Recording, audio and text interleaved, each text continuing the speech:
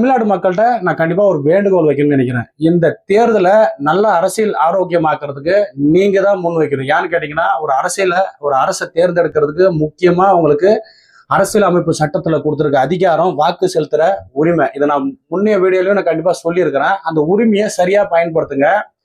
உங்களோட வாக்கை விற்பனைக்கு அல்ல அப்படின்றத உறுதியா இருங்க. ஒரு ஒரு ஓட்டுக்கும் நீங்க காசு வாங்காம உங்களோட வாக்கை செலுத்துங்க. அது யாருக்கு வேணாலும், இதுதான் ஜனநாயகம், யாருக்கு வேணாலும் செலுத்துங்க. நான் இதை சொல்லல இந்த கட்சிக்கு தான் செலுத்தணும் அப்படின்னு சொல்லல. எந்த கட்சிக்கு வேணாலும் உங்களோட விருப்பம். சுயேட்சை நிக்கிற கேண்டிடேட்டுக்கு கூட செலுத்துங்க. ஆனா ₹1 இல்லாம உங்களோட வாக்கை உங்கள் அடிப்படை தேவைக்காக செலுத்துங்க. ஏன்னு கேட்டீங்கன்னா, எலெக்ஷன் 5 வருஷத்துக்கு ஒரு டிப்பு தான் வருது. உங்களுக்கான வாய்ப்பு அந்த 5 வருஷத்துக்கு ஒரு டிப்பு கொடுக்கப்படுது. அதை சரியா பயன்படுத்துனீங்கன்னா உங்களுக்கு தேவையான அடிப்படை தேவைகள் என்னன்னா அது பூராமே கிடைக்கும். அதனால சரியா வாக்க செலுத்துங்க.